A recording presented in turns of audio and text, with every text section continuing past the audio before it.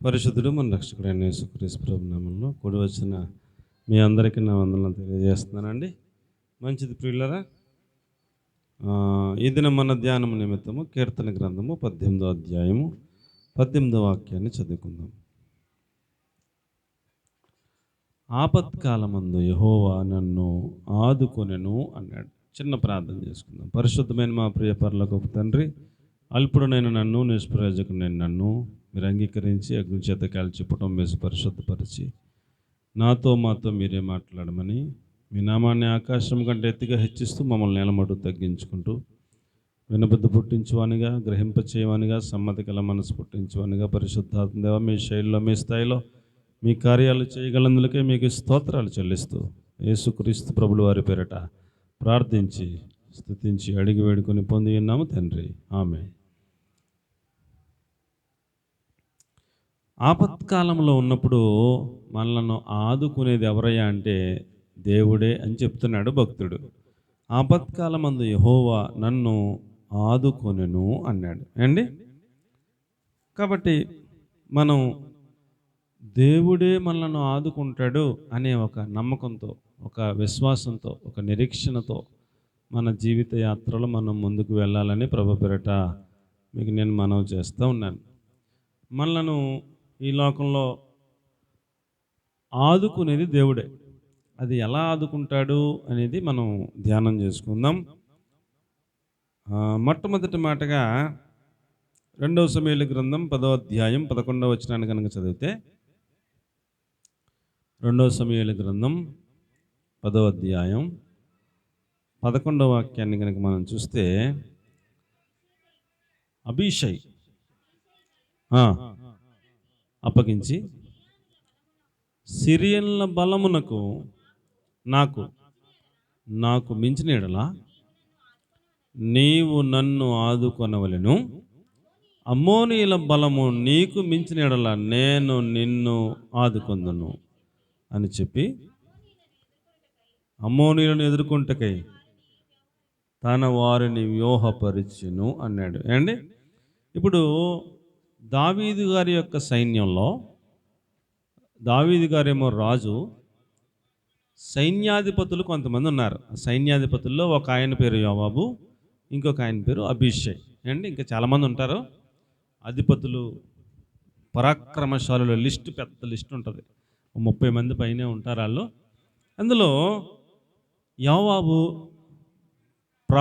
ప్రాముఖ్యమైన వాడు, అబీషై వాళ్ళ తమ్ముడే అండి. ఇప్పుడు ఇశ్రాయేలు మీదకి యుద్ధానికి వచ్చింది రెండు దేశాలు. ఎన్ని దేశాలండి? 2 దేశాలు యుద్ధానికి వచ్చినాయి. ఒకటేమో సిరియనులు, ఇంకొకటేమో అమ్మోనీయులు. అమ్మోనీయుల మీద ఒక్కళ్ళ మీద దెబ్బలాడటానికే చాలా కష్టం. సిరియన్ల మీద ఒక్కళ్ళ మీద దెబ్బలాడటమే చాలా కష్టం. ఏమండి అమ్మా? ఈ సిరియన్లు ఒక్కళ్ళ మీద దెబ్బలాడటమే చాలా కష్టం. అమ్మోనీయుల మీద ఒక్కళ్ళ మీద దెబ్బలాడటమే, సర్వసైన్యాన్ని వేసుకుని వెళ్ళి దెబ్బలాడటమే చాలా కష్టం. యుద్ధం చాలా కఠినంగా ఉంటుంది. అలాంటిది ఒకేసారి ఒకళ్ళు కాదు, ఎంతమంది వచ్చారు? 2 వచ్చారు. ఎంతమంది వచ్చారండి? 2 వచ్చారు. ఒకేసారి వచ్చారు. వస్తే అన్నగారైన యోవాబు అంటాడు అబీషైతో, అబీషై నీవు అమ్మోనీయులతో యుద్ధంలో ఉండు, నేను సిరియన్లతో యుద్ధంలో ఉంటాను. ఒకవేళ సిరియన్ల బలము ఎక్కువై నా బలము తక్కువైనట్టు నీకు కనపడితే నీవు నన్ను ఆదుకోవాలి. ఒకవేళ అమ్మోనీయుల బలం ఎక్కువగా ఉంది, నీ బలం తక్కువైంది అనుకుంటే నేను నిన్ను ఆదుకుంటాను. ఇలాగున నేను సైన్యాన్ని కొంత మట్టుకు నేను తీసుకెళ్తాను, సైన్యాన్ని కొంత మట్టుకు నువ్వు తీసుకెళ్ళు, ఒకరినొకరు ఆదుకుని 2 దేశాలని జయిద్దామని ఇద్దరు బయలుదేరి వెళ్ళారు.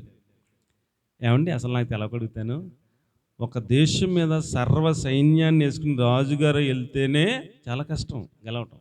అలాంటిది ఒక సైన్యాధిపతి ఒక దేశం మీదకి, ఒక సైన్యాధిపతి ఇంకో దేశం మీదకి వెళ్ళి నాకు బలం తక్కువైతే నువ్వు వచ్చి చదువుకో, నీకు బలం తక్కువైతే నేను చదువుకుంటాను, మొత్తం మీద మనం 2 దేశాలని గెలిచి మన రాజుకి విజయాన్ని చూపిద్దాం అని వీళ్ళిద్దరూ మాట్లాడుకుంటున్నారంటే అసలు ఏమనుకోవాలి వాళ్ళిద్దరిని అండి?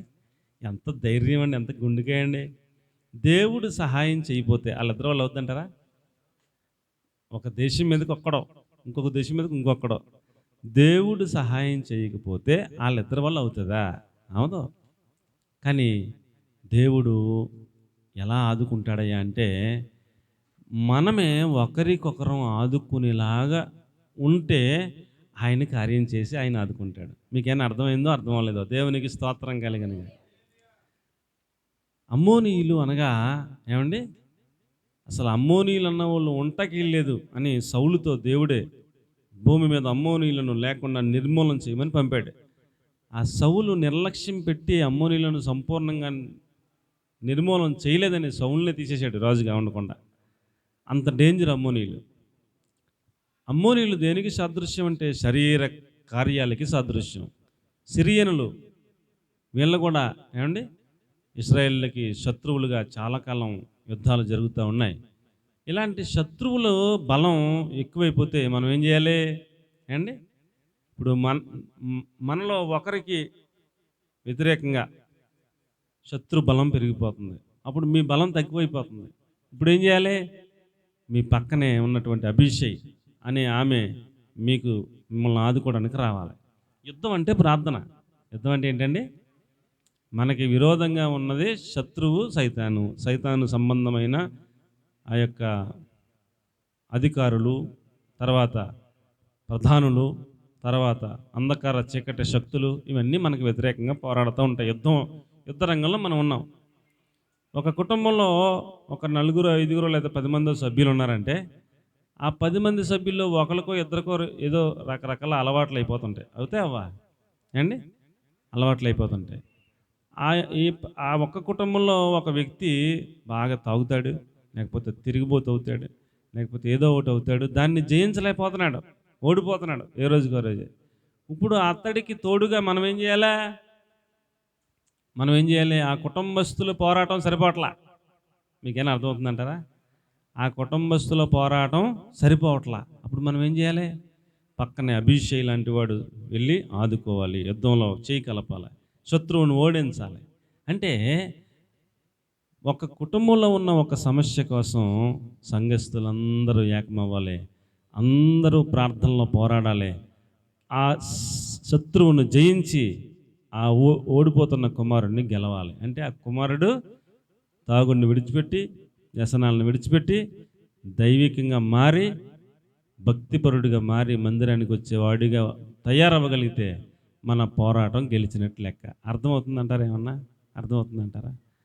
సిరియన్ల బలము ఎక్కువైన ఎడల అభిషేక్ నువ్వు నన్ను ఆదుకోవాలి, ఒకవేళ అమ్మోనీల బలము ఎక్కువైన ఎడల నేను వచ్చి నిన్ను ఆదుకుంటాను. ఏది ఏమైనా మనం ఇరువురం ఒకరినొకరం ఆదుకుని దావీదు రాజు గారికి ఏం తీసుకురావాలి?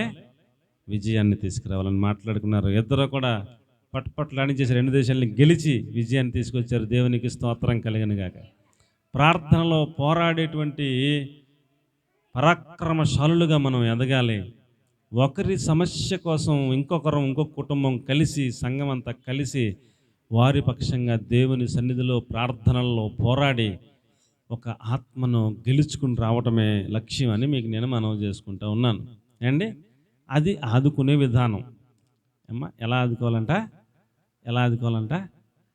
శత్రువు బలమును పెరిగిపోతున్నప్పుడు శత్రువును ఓడించి మన వాళ్ళకి విజయాన్ని తీసుకురావడమే ఆదుకోవడం. అర్థమవుతుందంటారా? ఏమన్నా అర్థమవుతుందంటారా? ఒక కుటుంబంలో ఏదో సమస్య వచ్చింది, వాళ్ళ సమస్యను బట్టి సంఘస్థులందరం ప్రార్థనలో ఏం చేయాలి? పోరాడాలి, యుద్ధం చేయాలి. ప్రార్థనలో సైతాను సంబంధమైన శక్తులతో యుద్ధం అంటే మాటలు కాదు. మనలో ఒక కుటుంబంలో ఒకరికి సమస్య వచ్చిందని అందరం ఉపవాసం ఉండిపోతే ఎలా ఉంటుంది? అందరం చేయ పట్టుకుంటే ఎలా ఉంటుంది? అందరం స్తోత్రాలు చెప్తే ఎలా ఉంటుంది? అందరం ఆ సమస్య గురించి విడుదల కొరకు పట్టుదలతో విసుగక నిత్యము ప్రార్థన చేస్తే ఎలా ఉంటుంది? శత్రు బలం తగ్గిపోద్ది, ఓడిపోతాడు. మనం అనుకున్నటువంటి కుమారుడు మరలా మనం దక్కించుకోగలుగుతాం. ఎన్ని కుటుంబాల్లో ఇలాంటి పరిస్థితులు లేవంటారు అండి? కూతురు బతుకు బాగోక బాధపడేవాళ్ళు కొంతమంది, కొడుకు బతుకు బాగోక బాధపడేవాళ్ళు కొంతమంది, ఏమండి కుటుంబాల్లో అత్త కోడల మధ్య పడక బాధపడేవాళ్ళు కొంతమంది. ఎన్ని సమస్యలు ఉండట్లేదు మన కుటుంబాల్లో. మన కుటుంబంలో మనకున్న సమస్యను మనం పోరాడి గెలిచే శక్తి మనకు లేదు, అవతల బలమే పెరిగిపోతున్నప్పుడు మనం ఏం చేయాలి? ఒకరినొకరం ఆదుకోవాలి. అర్థమవుతుందంటారా అండి? ఒకరినొకరం ఆదుకోవాలి. అందుకనే ఎవరి ఇంట్లో సమస్య ఉంటే వాళ్ళు మందిరంలో అయినా 7 వారాల ప్రార్థన పెట్టుకోండి, మీ ఇంటికాడైనా 7 వారాల ప్రార్థన పెట్టుకోండి, మీ సమస్యలన్నీ చెప్పండి, సంఘస్థులందరినీ పిలవండి, అందరూ వస్తారు, చేయి కలుపుతారు. అందరూ ప్రార్థనలో పోరాడి శత్రువుని గెలిచి విజయం మనం సంపాదించుకోవటం మనం నేర్చుకోవాలని, ఇది ఒకరినొకరు ఆదుకోవటం. అది దేవుడు మనం అలాగ ప్రయత్నం చేస్తూ ఉంటే పైనుంచి ఆయన చేసే పని ఆయన చేసి మనల్ని ఆదుకుంటాడు. దేవునికి స్తోత్రం కలిగనుగాక. హల్లెలూయా. ఏమండి? కాబట్టి ఇలాగున మనం ఒకరికొకరం ఆదుకునేవారిగా ఉండాలి. చెప్పండి, ఏం చేయాలి? ఆదుకునే వాళ్ళంగా ఉండాలి. మాకెందుకు, మా కుటుంబంలో సమస్య ఏమన్నా, ఎవరికి దీనమ్మ గారికి వచ్చిన సమస్య వాళ్ళ తిప్పలాలు పడతారు, మనకెందుకు అనుకోకూడదు. మనందరం యేసుప్రభు రక్తంలో కడగబడిన వాళ్ళం. మనందరం ఒక కుటుంబం, ఒక అక్క చెల్లెలను, అన్నదమ్ములం. మన సంఘంలో ఎవరికి సమస్య వచ్చినా మన అందరికి వచ్చినట్టే అందరము ఏకం అవ్వాలి. అందరము ఏక మనసు కలిగి ఉండాలి. అందరము ఆ సమస్య నిమిత్తం కలిసి పోరాడాలి, విజయాన్ని సంపాదించాలి. అలాగున్న మనం ఒకరికి ఒకరం ఆదుకునేలాగా ఉండాలని ప్రభుపేట మీకు నేను మనవి చేస్తూ ఉన్నాను. యుద్ధంలో ఏముంటాయి? కత్తులు ఉంటాయి. యుద్ధంలో ఏముంటాయి? బాణాలు ఉంటాయి. యుద్ధంలో ఏముంటాయి? ఆయుధాలు ఉంటాయి. అవతల శత్రువు దగ్గరే ఉంటాయి, మన దగ్గరే ఉంటాయి.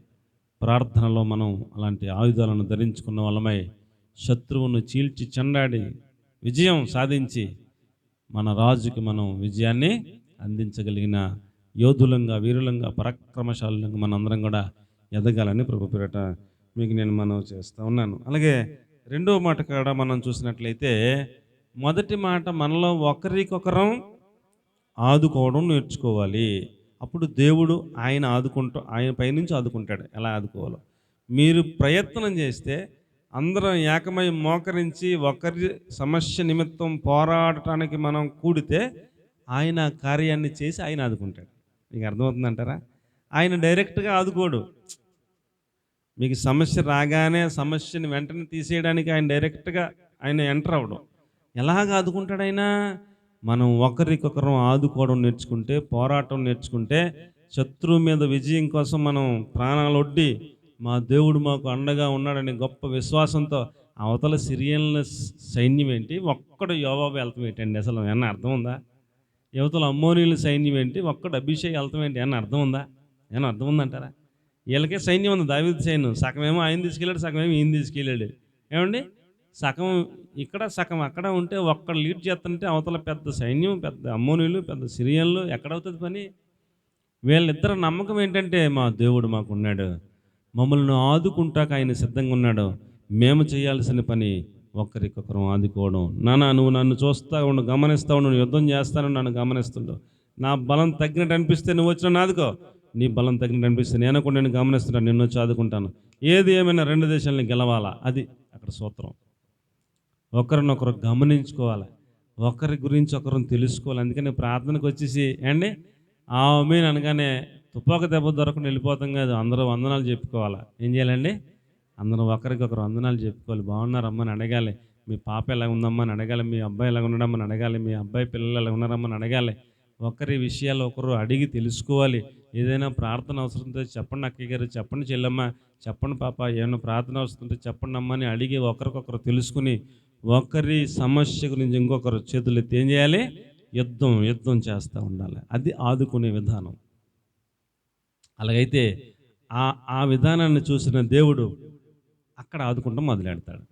ఇది మనం నేర్చుకోవాలని మీకు నేను మనవి చేస్తున్నాను. రెండవ మాట నిర్గమాకాండం 17వ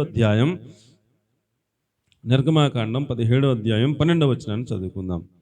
హూరు అహరోనులు ఇద్దరు కూడా మోషే చేతులు ఆదుకొనగా అన్నాడు. జరిగిందమ్మా? మోషే చేతులు బరువెక్కగా వారు, అనగా హూరు అహరోను ఇద్దరు పేర్లను, వాళ్ళు ఒక రాయిని తీసుకొచ్చి అతడు దాని మీద కూర్చున్నట్టుకై దాన్ని వేసిరి. అహరోను హూరులు ఒకడు ఈ పక్కన ఒకడు ఆ పక్కన అతని, అనగా మోషే చేతులు ఆదుకొనగా సూర్యుడు అస్తమించే వరకు అతడి చేతులు నిలకడగా ఉండెను అన్నాడు. దేవునికి స్తోత్రం కలిగిన. ప్రియులారా, ఇక్కడ కూడా శత్రువులు అమ్మోనీయులే.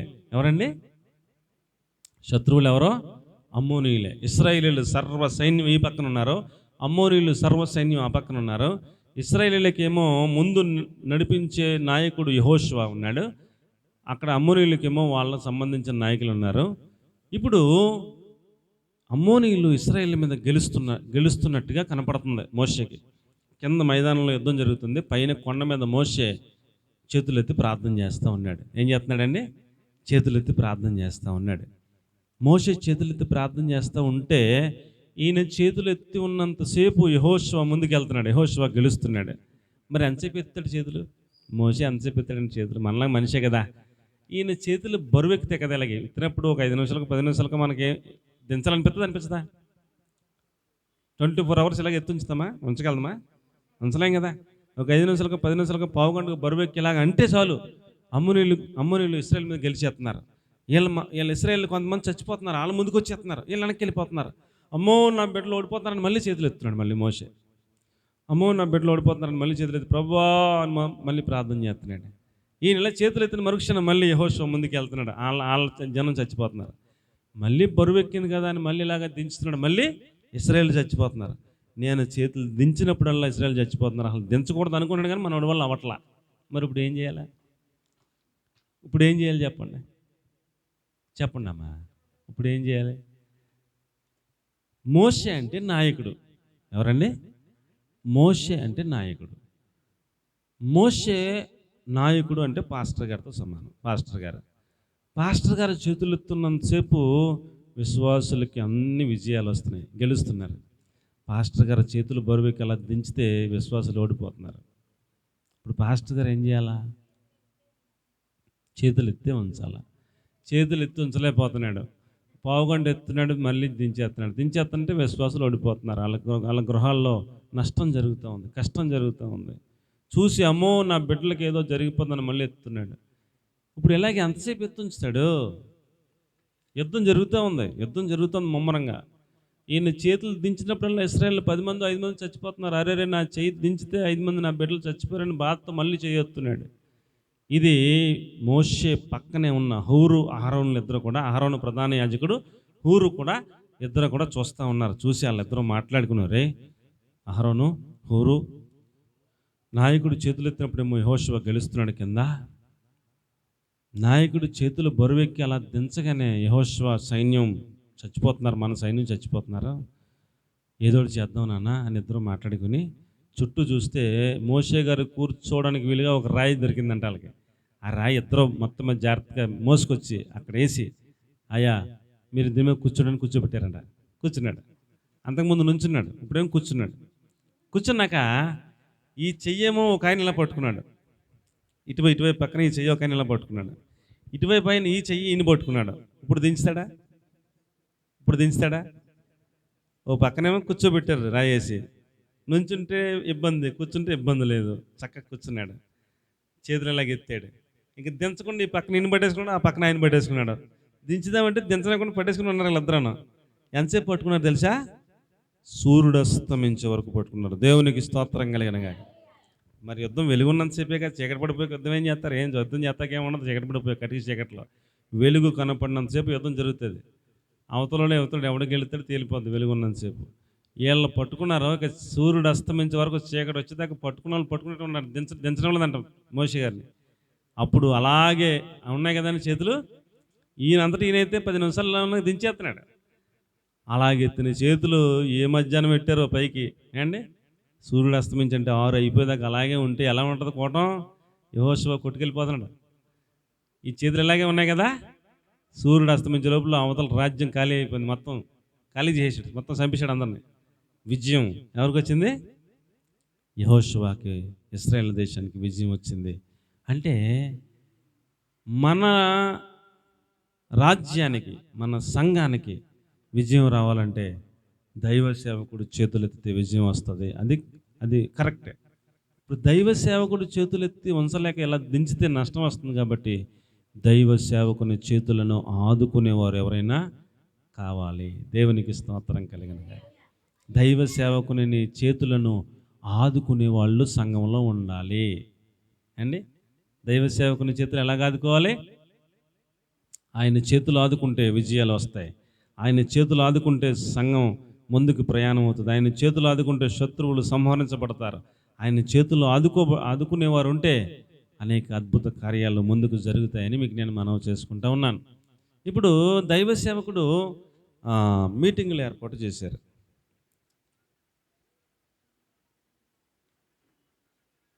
ఇక్కడ ఎక్కడో పేపర్స్ ఉండాలి. దైవ సేవకులు మీటింగ్స్ ఏర్పాటు చేశారు. 7, 8, 9 తారీఖులు. ఎప్పుడండి? 7, 8, 9 తారీఖుల్లో మీటింగ్లు ఏర్పాటు చేశారు అక్కడ స్థానిక సంఘం క్రిస్టియన్పేటలో. ఇప్పుడు దైవ సేవకుని సంఘస్థులు ఏం చేయాలి? దైవ సేవకుని సంఘస్థులు ఏం చేయాలి? ఆదుకోవాలి. అయ్యగారు, మీటింగుల్లో వాటర్ మేము సప్లై చూసుకుంటాం, మీరేమి ఇబ్బంది పడకండి అని ఒకళ్ళు లెగిసి ప్రతి మీటింగ్కి వాటర్ వాళ్ళను జాగ్రత్తగా చూసుకుంటా అయిపోయినప్పుడల్లా డ్రమ్ము తెచ్చి అక్కడ పెట్టేస్తున్నారు అనుకోండి, టిన్ను తెచ్చి, ఆయన చేతులు ఆదుకున్నట్టే కదా, ఆదుకున్నట్టే కదా. వాటరు పాస్టర్ గారే చూసుకోవాలి, భోజనాలు పాస్టర్ గారే చూసుకోవాలి. ఇక్కడికి వచ్చి ఆటోని ఇక్కడ పెట్టి అందరినీ రౌండ్ వేసి ఆటోలో కూర్చున్నాక తీసుకెళ్తాం బాధ్యత కూడా ఆయనే తీసుకోవాలి అండి. ఇంకా అన్ని పనులు ఆయనే చేసుకోవాలి. పని ముందుకు వెళ్తుందా వెనక్కి వెళ్తుందా?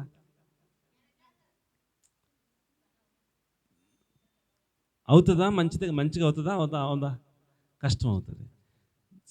విశ్వాసులు సంఘ బిడ్డలు, అయ్యగారు ఇక్కడ ఆటో మేము చూసుకుంటాం, ఆటో మేము ఏర్పాటు చేస్తాం, అందరిని ఒక రౌండ్ మేమే వేస్తాం, అందరూ వచ్చాక మేము తీసుకొస్తాం అని ఒక్కళ్ళ బాధ్యత తీసుకున్నారనుకోండి, ఆయనకి ఎలా ఉంటుంది? స్తోత్రం నాయన అని ఆయన ఆ గంట ఇక్కడికి వచ్చి ఇక్కడ చేసే టైంని ఆయన చేతులు ఎత్తి ప్రభువా అని ప్రార్థనలో ఉంటాడు. పని అద్భుతంగా జరుగుతుంది. దేవునికి స్తోత్రం కలిగిన గాక. మంచినీళ్ళు మేము ఏర్పాటు చూస్తామండి. ఈ పూట మీటింగ్స్కి భోజనం మేము ఏర్పాటు చేస్తామండి. 3 రోజుల మీటింగ్లో 2 పూటలకి నేను తీసుకున్నాను బాధ్యత. 3 రోజుల మీటింగ్లో 6 పూటలు కదండి, 2 పూటల బాధ్యత మేము తీసుకున్నాం. 2 పూటల్లో ఎంతమందికి వండమని చెప్తారో అంతమందికి మా ఇంటి దగ్గర వండేసి చర్చి దగ్గర పట్టుకెళ్ళి మేము పెట్టేస్తాం. అక్కడ ఎవరెవరు పెట్టాలనుకున్నారో పాస్టర్ గారులకి, వాళ్ళకి కూడా వచ్చిన వాళ్ళకి, వాయించే వాళ్ళకి, ఇంకా ఉంటారుగా ఎవరెవరికి పెట్టాలనుకుంటారో వాళ్ళందరికీ పెట్టుకుంటారు. ఇంతమంది అని చెప్పేస్తే మేము వండి పట్టుకెళ్ళి అక్కడ పెట్టేస్తాం 2 పూటలు. ఇంకా 4 పూటలు మిగిలినాయి. 4 పూటల్లో ఒక పూట పద్మ, దేనమ్మ గారి యొక్క కుమార్తె పద్మ, నేను పూట నేను తీసుకుంటానని చెప్పారు. 3 పూటలు అయిపోయినాయి. ఇంకా 3 పూటలు ఉన్నాయి. ఎవరైనా ఆ 3 పూటల్లో ఒక పూట మేము బాధ్యత తీసుకుంటాం అని దైవ సేవకుని చేతులను ఆదుకుంటే మంచిగా ఉంటుందా? లేకపోతే ముందుకెళ్తుందా? పని వెనక్కి వెళ్తుందా? ముందుకెళ్తుంది. దైవ సేవకుని చేతులను ఏం చేయాలి? ఆదుకోవాలి. ఒక పూటకు ఒక పాస్టర్ గారు ఎక్కడి నుంచో వస్తారు, వేరే ఊర్ల నుంచి వస్తారు. వచ్చిన ఆయనకి కాస్త భోజనం పెట్టి వెళ్ళేటప్పుడు చేతిలో చిన్న కానుక ఏదో పెట్టి పంపించడం అనేది పద్ధతి, అది విధానం. ఆయనకి ఏదో మనం ఒక కానుక పెట్టాలి అంటే సంఘస్థులు సహకరిస్తే మంచి కానుక పెడతారు, సహకరించకపోతే చిన్న కానుక పెడతారు. కాబట్టి ఇలాగున్న దైవ సేవకుని చేతులను ఆదుకునేవారు సంఘంలో ఉండాలి అనేది దేవుని యొక్క ఆదుకునే విధానంలో ఒక భాగం. ఏమండి, మొదట మనం ఒకరిని ఒకరు ప్రార్థనలో, పోరాటంలో మనం ఆదుకోవటం నేర్చుకోవాలి. రెండవది దైవ సేవకుని చేతులను ఆదుకోవటం నేర్చుకోవాలి. అంటూ మనకి అలాంటి మనసు ఉంటే పైనుండి చూస్తున్న దేవుడు మనలను ఆదుకుంటాం ఆయన ప్రారంభిస్తాడు. దేవునికి స్తోత్రం కలిగిన గాక. కాబట్టి ప్రియులరా, మనం అహరోను హూర్లు ఎలాగైతే మోషే గారి చేతులను ఆదుకున్నారో వాళ్ళిద్దరూ అలా పట్టుకోకపోతే విజయం రాదు, సమస్య లేదు, విజయం రాదు.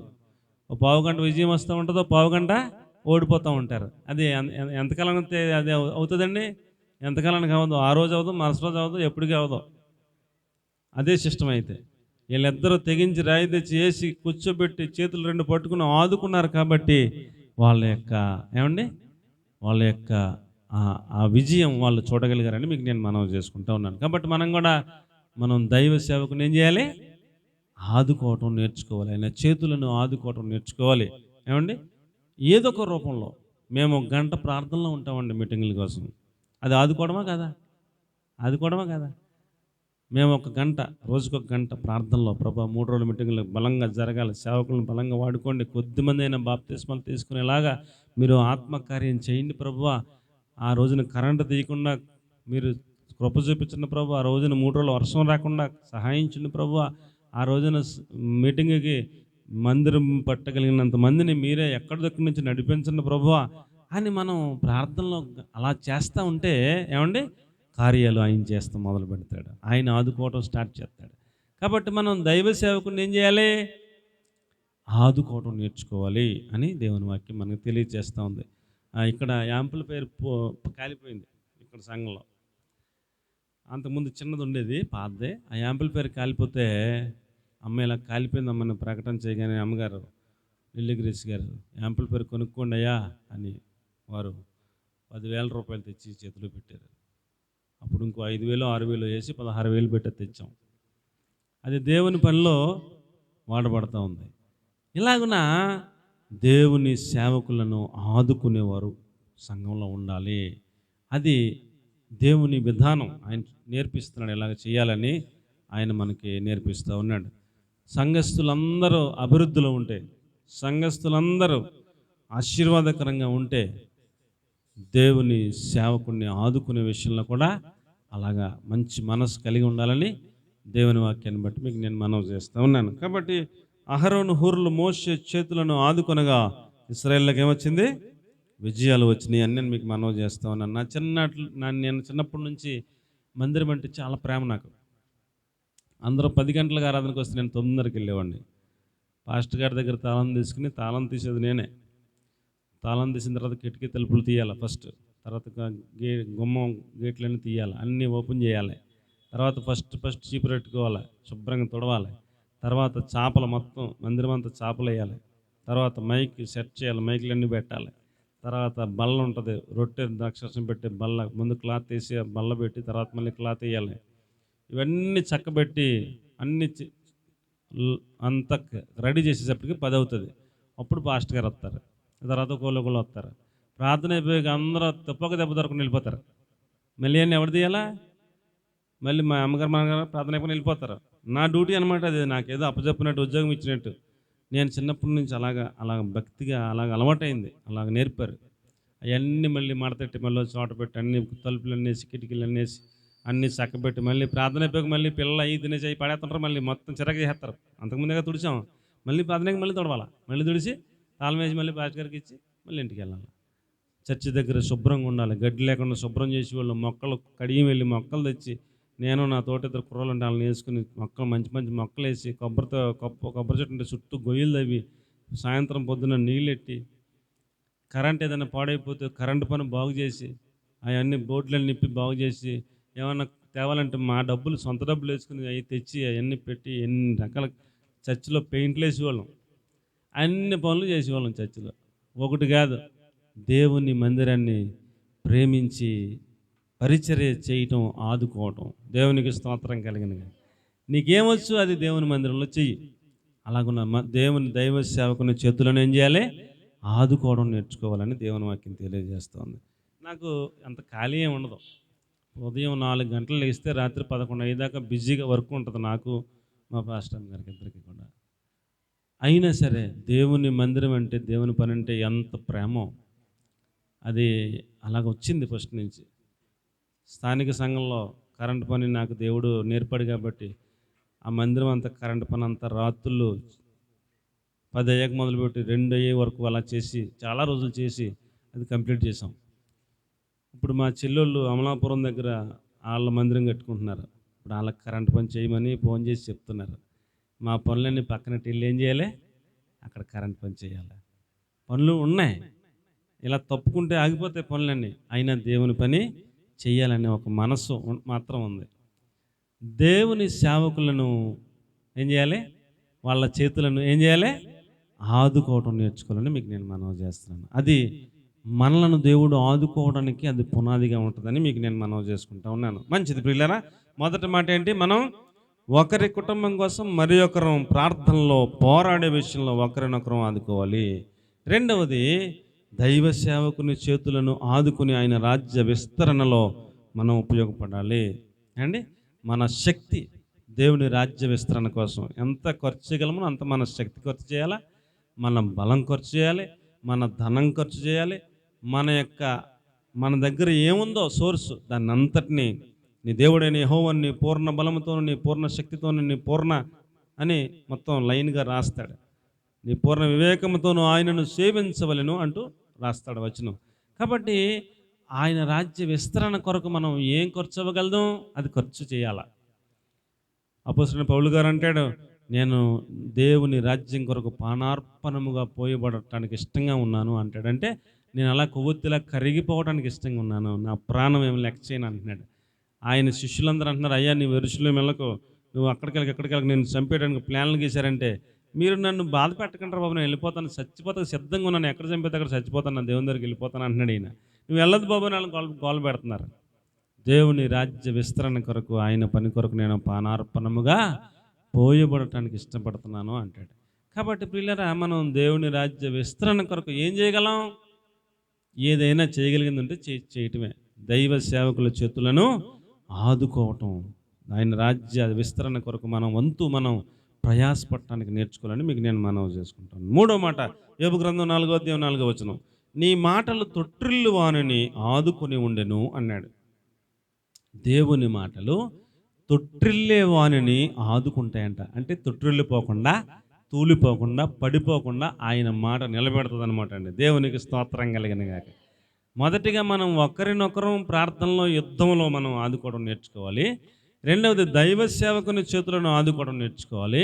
మూడవది దేవుని మాటలు అనగా దేవుని వాక్యం మనం తూలిపోయే సందర్భాల్లో మనల్ని ఆదుకుంటుంది అని చెప్పాడు. మనం తూలిపోకుండా ఆయన మాటలు కాపాడుతాయి మనల్ని అంటూ చెప్తున్నాడు.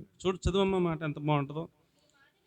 నీ మాటలు తొట్టిల్లు వానిని ఆదుకొని ఉండెను, కృంగిన మోకాళ్ళు గలవానిని నీవు బలపరిచితివి అంటాడు. కృంగిపోయి నీ మోకాళ్ళు తూలిపోయేలాగా అయిపోయాం, కృంగిపోయాం, ఇంకా మనం లేవలేం. ఒక్కొక్క వార్త మనకి వినపడింది అనుకోండి, గుండె కరిగిపోద్దంట, మోకాళ్ళు వంగిపోతాయంట, బలం మొత్తం పోద్దంట, కృంగిన బలం అయిపోతామంటే ఇంకా మన పని అయిపోయిందనే నిర్ధారణకు వచ్చేస్తాం. అలాగ అయిపోతుంది మన పరిస్థితి. అలాంటి టైంలో ఆయన మాట మనల్ని ఏం చేద్దంటే ఆదుకుంటుందంట. ఆదుకున్నప్పుడు మనం మరలా తిరిగి లేచి నిలబడగలుగుతాం. నా దేవుడు నాకున్నాడు, నేను 7 సార్లు పడినా లెగిస్తాను. ఓ సైతానా, నీవు నా మీద అతిశయపడకు, నా దేవుడు నన్ను 7 మార్లు పడినాను, నన్ను లేవనెత్తుతాడు అని సైతాన్ని గద్దించి మరలా మనం లేచి నిలబడగలుగుతాం. ఆయన మాటలు, ఆ మాటల్లో జీవం ఉంది. ఆ మాటలు పడిపోయేవాడిని లేవనెత్తుతాయి, ఆ మాటలు తొట్టిల్లు వానిని ఆదుకుంటాయి అంటూ చెప్తున్నాడు. దేవునికి స్తోత్రం కలుగును గాక. 145 కీర్తన 14వ వచనంలో పడిపోవు వారందరినీ ఆయన ఉద్ధరించువాడు అన్నాడు. మనం పడిపోయే సమయంలో మనల్ని ఉద్ధరించడానికి ఆయన ఉన్నాడు, ఆదుకునే ఒక ఆయన ఉన్నాడు అంటూ చెప్తున్నాడు. ఉందమ్మా 14, యెహోవా పడిపోవు వారందరినీ ఏం చేస్తాడట? ఉద్ధరిస్తాడు. కృంగిపోయిన వారందరినీ ఆయన ఏం చేస్తాడు? లేవనెత్తుతాడు. సంసోను పడిపోలేదా? సంసోను పడిపోలేదా? ఏమండి, సంసోను పడిపోయాడు. దెలీలా దగ్గర పడిపోతే ఆమె రోజు అడుగుతూ ఉంది, నీ బలం ఎక్కడుందో చెప్పు, విసిగిస్తూ ఉంది. చాలాసార్లు బలం ఎక్కడుందో చెప్పలా. నన్ను బలమైన తాడుతో కడితే నా బలం వద్దని చెప్పాడు. కట్టిస్తే ఫిలిష్తీయుల మీదకి వస్తున్నారనగానే తాళ్ళు తెంపుకుని మరలా యుద్ధానికి వెళ్ళాడు. అలా చాలాసార్లు చెప్పాడు. నీ బలం ఎక్కడుందో నిజం నాకు చెప్పట్లా, నువ్వు చెప్పిందల్లా అబద్ధం చెప్తున్నావు అని విసిగిస్తే ఇక ప్రాణము విసిగి చావగోరి నిజం చెప్పేశాడు. నా తల మొత్తం కట్ చేస్తే, జళ్ళని కట్ చేస్తే నా బలం వద్దని చెప్పేశాడు. ఉన్నమాట చెప్పేస్తే చక్కగా జుట్టు కత్తిరించింది. అప్పుడు ఫిలిష్తీయుల్ని పిలిచింది. వాళ్ళు వచ్చారు. ఫిలిష్తీయులు మీద పడుతున్నారు, లేకనగానే మామూలుగా ఉన్నాను కదా అని లేచాడు. అసలు నిజం చెప్పేశాడుగా, బలం పోయింది. బలం పోతే ఫిలిష్తీయులు వచ్చారు, పట్టేసుకున్నారు, కళ్ళు పీకిచ్చారు, తీసుకెళ్ళి తిరగలు విసిరే వాళ్ళగా పెట్టారు. వాళ్ళ గుళ్ళోకి తీసుకెళ్ళి మన శత్రువుని మనకి అప్పగించిన మన దేవత గుడిలో ఇతన్ని బలిచ్చేద్దాం అంటూ అక్కడ తీసుకెళ్ళి అక్కడ పెట్టారు. అప్పుడు ప్రార్థన చేశాడు మళ్ళీ దేవునికి, ప్రభువా నేను పడిపోయాను, నన్ను ఒకసారి లేపు ప్రభువా, నాకు తిరిగి బలం ఒక్కసారి ప్రభువా, ఈ సున్నతులని ఫిలిస్తీన్ల మీద ఒక్కసారి పగ తీర్చుకోవడానికి ఒక్కసారి మరలా నాకు బలమే ప్రభు అని ప్రార్థన చేస్తే దేవుడు మరలా పడిపోయిన ఏం చేశాడండి, లేవనెత్తాడు, నిలబెట్టాడు. అతడి వెంట్రుకలు మరలా మొలగొట్టడానికి ప్రారంభించినాయి అంట. ఎప్పుడైతే దేవుణ్ణి వేడుకున్నాడో దేవుడు మరలా బలాన్ని ఇచ్చాడు. అప్పుడు అన్నాడు, అర్థమైపోయింది మనకి, దేవుడు నన్ను కనికరించాడు, క్షమించాడు, బలం ఇచ్చాడని అర్థమైపోయి అన్నాడు. అక్కడ ఉన్న పక్కన కళ్ళు లేవుగా, కళ్ళు పీకేశారు. అప్పుడు అన్నాడు, నానా బాబు ఈ గుడికి ఆధారమైన 2 స్తంభాలు ఉంటాయి కదా, అక్కడ తీసుకెళ్ళాను అన్నాడు. ఈడి గుడ్డోడు, ఈడి బలం మొత్తం పోయింది, ఈడేం చేస్తాడని తీసుకెళ్ళి సెంటర్ స్తంభాలు ఉంటాయి కదా గుడికి ఆధారంగా, స్తంభాల దగ్గర నుంచోబెట్టి ఈ గుడికి ఆధారం ఈ 2 స్తంభాలే అని చూపించారు. ఇలా తడిమడి స్తంభాన్ని మధ్యలో నుంచున్నాడు. ఫిలిస్తీయులందరూ నాతో పాటు చనిపోదురు గాకని పట్టుకుని ఇలాగ అన్నాడు అంతే. అంటే అది ఎంత పెద్ద గుడి అండి, ఇంచుమించు 3000 మంది ఉండేటువంటి గుడి. అంటే చిన్నది అవదు. 1000 మంది పట్టాలంటేనే పెద్ద చర్చి కట్టాలి కదా, 3000 మంది పట్టాలంటే ఎంత పెద్ద చర్చి కట్టాలి. అంత పెద్ద గుడిలో దానికి ఆధారం 2 స్తంభాలు ఉన్నాయంట. ఆ 2 స్తంభాలు ఎలా పట్టుకుంటే పడిపోతాయి. అలా ఎంత బలవంతుడంటే సంసోను, అంత బలం దేవుడు ఇచ్చాడు. ఇలాగ అంటేడికి మొత్తం కూలిపోయింది అంతే. 3000 మంది స్పాట్లో చచ్చిపోయారు. దేవుడు పడిపోయే వారిని ఏం చేస్తాడు, లేవనెత్తాడు, ఉద్ధరిస్తాడు, ఆయన ఆదుకుంటాడు. దావీదు గారు పడిపోలేదా? దావీదు గారు పడిపోయాడు. మహాభక్తుడు, స్తుతించేవాడు, ప్రార్థించేవాడు, రాత్రి జమలందు ధ్యానించేవాడు, కీర్తనలు పాడుతూ ఉండేవాడు, ఆరాధకుడు. ఆయనంత భక్తిపరుడు ఎవరు ఉండరు. కానీ ఒకరోజు సాయంకాలం మేడ మీద అటు ఇటు తిరుగుతా కింద చూస్తే చూడరాని దృశ్యం చూశాడంట. వెంటనే చేయరాని పాపం చేశాడంట. ఆ పాపాన్ని కప్పెట్టుకుంటాక ఆమె భర్తనే చంపించాడు అండి. ఒకదాని తర్వాత ఒకటి పాపాలు ఎక్కువ చేసేసాడు. ఇప్పుడు పడిపోయాడు మనోడు. దేవుని ఆత్మ రక్షణ ఆనందం పోయినాయి, అన్నీ పోయినాయి. ఆ తర్వాత నాతాన ప్రకృతి పంపించితే చెప్తే అర్థం చేసుకున్నాడు, అయ్యో నా రక్షణ ఆనందం పోయింది, నేను గుర్తించలేకపోయానని చెప్పేసి సింహాసనం దిగాడు, గోనెపట్ట ధరించాడు, కన్నీరు కార్చాడు, ప్రార్థన చేశాడు. ప్రభువా నాకు మళ్ళీ రక్షణ ఆనందం నీ ప్రభు, నా తప్పు క్షమించి ప్రభు ఏడిస్తే మళ్ళీ లేపలేదా? లేవనెత్తలేదా? లేవనెత్తాడు, మరలా నిలబెట్టాడు, మరలా మంచి భవిష్యత్తునిచ్చాడు. ఆ పాపము ద్వారా పుట్టిన బిడ్డ మాత్రం చచ్చిపోయింది. ఆ విషయంలో దేవుడు కనికరించలా. మరలా అదే స్త్రీ ద్వారా సొలొమోనును పుట్టించాడు. తన తర్వాత రాజుగా అతడిని నిలబెడతాడు దేవుడు. పడిపోయే వారందరిని ఏం చేస్తాడు దేవుడు? మనం మనుషులం, ఎంత భక్తి చేసేవాళ్ళమైనా ఏదో ఒక్క విషయంలో పడిపోయే అలాంటి స్వభావం మనిషిగా మనకు ఉంటుంది, పాప స్వభావం ఉంటుంది. ఏదైనా ఎక్కడైనా ఒక చోట పడిపోతే తప్పనిసరిగా ఆయన వైపు తిరిగితే లేపుతాడు, నిలబెడతాడు, స్థిరపరుస్తాడు, బలపరుస్తాడు. ఆయన మాటలు పడిపోవారందరినీ ఉద్ధరించేవిగా ఉంటాయి, నిలబెట్టేవిగా ఉంటాయి. ఆయన మాటలు, ఆయన వాక్యం అంత బలమైనది, జీవం కలిగిందని దేవుని వాక్యం తెలియజేస్తూ ఉంది. అలాగే సామెతల గ్రంథం 16వ అధ్యాయం 24వ వచనాన్ని కనుక మనం చూస్తే, ఇంపైన మాటలు ప్రాణమునకు మధురమైనవి అన్నాడు. ఇంపైన మాటలు ప్రాణమునకు తేనెపట్టు వంటివి, అవి ప్రాణమునకు మధురమైనవి, ఎముకలకు ఆరోగ్యకరమైనవి అన్నాడు. ఇప్పుడు మనం సంఘంలో ఎవరైనా ఒకరికి కాస్త బాగాలేదు అని తెలిసింది, పడిపోయారని తెలిసింది, మనందరం వాళ్ళ ఇంటికి పలకరత్తకి వెళ్ళాం. మన సంఘ బిడ్డలు కాబట్టి, మన తోటివారు కాబట్టి పలకరించడానికి వెళ్ళి ఆ పడిపోయిన ఆ వ్యక్తితో ఏం మాట్లాడాలా? నువ్వు కుదురుగా ఉండవు, అందుకనే నీకు దెబ్బ తగిలింది అని ఇంకా పుండు మీద కారం వేసినట్టు ఇంకా మాటలతో గాయపరిచి, గుచ్చి, పొడిచి, ఇంకా అతన్ని ఇంకా కృంగదీసే మాట్లాడితే బాగుంటుందా? నాన్న ఏదో జరిగిపోయింది, దేవుడు స్వస్థపరుస్తాడు, ఆయన లేవనెత్తాడు అంటూ ఇంపైన మాటలు చెప్పి అతడిని బలపరిచి, అతడిని ప్రోత్సహించి, అతడిని ఇంకా ప్రార్థన చేసుకోమని, దేవునికి దగ్గర అవ్వమని అతడిని మనం ప్రోత్సహించి అతడి కోసం వెళ్ళిన ప్రతి వాళ్ళని చిన్న ప్రార్థన చేసి వస్తే మంచిదా? అతడిని మరి కుదురుకుండా పోతే మరి అలాగే జరుగుతుంది అని ఇంకా ఇంకా ఇంకా అతన్ని కారం ఎత్త మంచిదా చెప్పండి? చాలామంది అలా స్వభావమే అంతా. కోడల దగ్గరికి వస్తారు, అత్త గురించి మొత్తం కూపీలు అవుతారు. లాగి ఈ మనిషి వెళ్ళే లోపల వాళ్ళిద్దరు గొడవపెట్టేసి వెళ్ళిపోతారు. అంత టాలెంటెడ్ పర్సన్స్ ఉంటారు చాలామంది. వాళ్ళ లక్ష్యం అదే. కోళ్ళ దగ్గరికి వచ్చారంటే అత్తగారికి కోళ్ళకి ఏదో లింక్ పెట్టుకుని వెళ్ళరాళ్ళు. అంత టాలెంటెడ్ పర్సన్స్ ఉంటారు, మహాజ్ఞానులు ఉంటారండి. గొడవలు పెట్టేస్తుంటారు.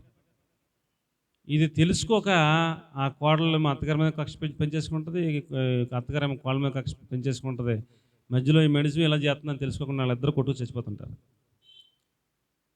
ఒక వ్యక్తి తొట్టిల్లిపోయేటప్పుడు, ఒక వ్యక్తి కృంగిపోయేటప్పుడు, మా కోళ్ళ నన్ను ఇలా కృంగదీసేస్తుంది, ఇలా బాధ పెట్టేస్తుంది అని ఆవిడ కృంగిపోయిన పరిస్థితిలోకి వెళ్ళిపోయినప్పుడు వాళ్ళను దేవుని మాటలు ఏం చేస్తాయంట?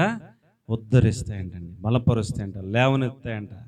కాబట్టి దేవుని మాటలు ఒక కృంగిన వ్యక్తిని ఏం చేస్తాయి? బలపరుస్తాయి, లేవనెత్తుతాయి, ఉద్ధరిస్తాయి. అవి మధురంగా ఇంపైన మాటలైతే అవి ప్రాణమునకు ఎలా ఉంటాయంటండి? మధురంగా ఉంటాయంట ప్రాణానికి. కాబట్టి మనం మాట్లాడేటప్పుడు ఎవరింటికి వెళ్ళినా ఎవరితో మాట్లాడినా కృతజ్ఞతా వచనమే చెప్పాలి. ఏం చెప్పాలండి? కృతజ్ఞతా వచనమే చెప్పాలి, ఆశీర్వాద వచనమే చెప్పాలి, మేలుకరమైన మాటే చెప్పాలి, దీవెనకరమైన మాటే చెప్పాలి. శాపనార్థం చెప్పకూడదు, ఇంకో రకంగా బ్యాడ్గా మాట్లాడకూడదు, కారం జల్లినట్టుగా మాట్లాడకూడదు. చాలా ఉప్పు వేసినట్టు కృపాసహితంగా మనం మాటలు ఇంపైన మాటలుగా ఉండాలి. అది దేవుని మాటలు అలా ఉంటాయంటూ వాక్యం తెలియజేస్తుంది. కాబట్టి మన యాటిట్యూడ్ మనం ఒకవేళ తేడాగా ఉంటే మార్చుకోవాలని నేను మనవి చేసుకుంటా ఉన్నాను. యెషయా గ్రంథం 35వ అధ్యాయం 3-4 వచనాలు కనుక మనం చూస్తే, సడలిన చేతులను బలపరచుడి, తత్తరిల్లు హృదయములను భయపడక ధైర్యముగా ఉండేటట్లుగా మీరు ప్రయాసపడండి అన్నాడు. సడలిన చేతులను నేను బలపరుస్తానన్నాడా దేవుడు? మీరు బలపరచండి అన్నాడా? అమ్మ ఎలాగంట చేతులు సడలిపోయినాయి, వాటిని ఏం చేయాలంటే బలపరచండి. తొట్టిల్ల మోకాళ్ళను ఏం చేయాలి? దృఢపరచండి. తత్తరిల్లు హృదయాలను ఇట్లనుడి, భయపడక ధైర్యంగా ఉండండి, ప్రతిదండన చేయుటకే మీ దేవుడు వచ్చుచున్నాడు అంటూ మనం ఏం చెప్పాలంట? ధైర్యపరిచే మాటలు చెప్పాలి, బలపరిచే మాటలు చెప్పాలి, విశ్వాసం కలిగించే మాటలు చెప్పాలి, ఆశీర్వాదకరమైన మాటలు చెప్పాలి, దీవెనకరమైన మాటలు చెప్పాలి. ఈ మాటలకి వాళ్ళ హృదయం, మా దేవుడు మాకున్నాడు, నన్ను ఎంతమంది వచ్చి బలపరిచారు, ఎంతమంది ప్రార్థన చేశారని పడిపోయినాడు తిరిగి లెగిస్తాడు. దేవునికి స్తోత్రం కలిగినగా. కాబట్టి ప్రియులారా, ఉద్ధరించడం అనే ఈ యొక్క అంశంలో మనం ఒకరి కోసం ఒకరు యుద్ధంలో ప్రార్థనలో ఆదుకోవడం నేర్చుకోవాలి, దైవ సేవకుని చేతులను ఆదుకోవడం నేర్చుకోవాలి. ఎక్కడికి వెళ్ళినా దేవుని మాటలే చెప్పి బలహీనలను ఏం చేయాలి? బలపరచాలి. తొట్టిల్లిపోయిన వాళ్ళని ఏం చేయాలి? ఆదుకోవాలి. కృంగిన మోకాళ్ళని ఏం చేయాలి? బలపరచాలి. పడిపోవు వారందరిని ఏం చేయాలి? దేవుడే ఉద్ధరించినట్లుగా మనం సహాయకులంగా ఉండాలి. ఇంపైన మాటలే చెప్పాలి, సడలిన చేతులను బలపరచాలి, తత్తరిల్లిన హృదయాలను భయపడక ధైర్యంగా ఉండండి. మన దేవుడు మన పక్షంగా మన విరోధులతో వ్యాజ్యమాడతాడు, ధైర్యంగా ఉండండి చెప్పాలి. కాబట్టి ఇలాగున మనం ఆదుకునే ఆ యొక్క అంశంలో మనం అందరం కూడా ఒక్కొక్క సాధనాలుగా మనం అందరం కూడా వాడబడినట్లుగా మనం సిద్ధపడాలని నేను మీకు మనవి చేసుకుంటా ఉన్నాను. 4వ మాట, కీర్తన గ్రంథం 55వ అధ్యాయం 22వ వచనం. మనలో ప్రతి ఒక్కొక్కరికి భారాలు ఉంటాయి. మనలో ప్రతి ఒక్కొక్కరికి ఏముంటాయండి? భారములు ఉంటాయి. ఒక్కొక్కరికొక్క భారం ఉంటుంది అండి. మీ భారం ఏమిటో మీకు ఉంటుంది, మా భారం ఏమిటో మాకు ఉంటుంది. ఎవరి భారం వాళ్ళకు ఉంటుంది. మన భారం మనమే మోసేయకుండా మన భారము దేవుని పైన వేసుకోవడం నేర్చుకోవాలి. ఏం చేయాలండి? మన భారాన్ని దేవుని పైన వేయటం నేర్చుకోవాలి. మనం తేలికవటం నేర్చుకోవాలి. అలాగున మన భారమును యెహోవా మీద మోపుము, అప్పుడు ఆయన నిన్ను ఆదుకుంటాడు. నీ భారము యెహోవా మీద మోపము, ఆయనే నిన్ను ఆదుకొనును. ఏమండి? చాలు, ఆయనే నిన్ను ఆదుకొనును. మనం ఏమి నేర్చుకోవాలి అంటే, ఈ రోజున మనకి ఏదో కొత్తగా ఒక భారం వచ్చి పడింది నెత్తి మీద. దాన్ని మనం ఆ రోజున ఏం చేయాలి? ప్రభువా, ఈ భారం నా నెత్తి మీద పడింది నాయన, ఈ భారం నీ చేతులకు అప్పగిస్తున్నాను, నీ మీద వేస్తున్నాను తండ్రి అని ఆయన మీద వేసుకోవడం నేర్చుకోవాలి. అప్పుడు ఆయన ఆదుకుంటాడంట. మన భారం మన్నెత్తి మీద పెట్టుకుంటే ఆదుకోడు. అర్థమవుతుందంటారా?